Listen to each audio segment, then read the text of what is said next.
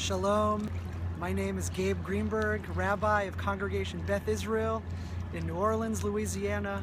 Nice to see you again here on the banks of the Mississippi River. Beautiful day.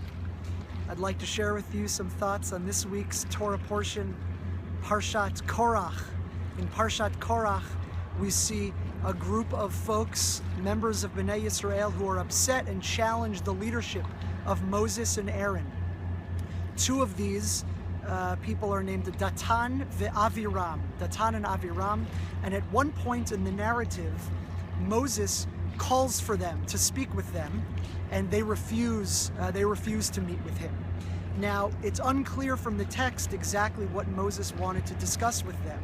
This leads the commentaries, Rashi in particular, the great 11th century French sage, to quote an earlier text from the Talmud and say that we learn from here that Moses was trying to reconcile with Datan and Aviram and to speak nicely and gently with them.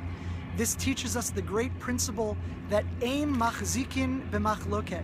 We do not hold on to an argument. Even an argument that has been going on for a while, we try to move past it. A great later thinker in the 19th century, the Chassam Sofer, says that the term ein machzikin b'machloket, that we don't hold on to an argument, this word machzikin, that we don't hold on to, comes from the same shoresh, the same root as a chazakah, that which we learn from a pattern being shown time and again.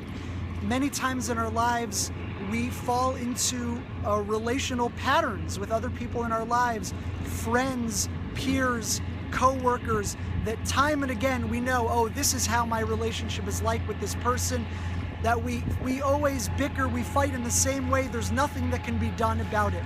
We learn from this week's Torah portion, ein machzikin b'machloket. Do not fall into these patterns. Every relationship can still be changed. There's still hope.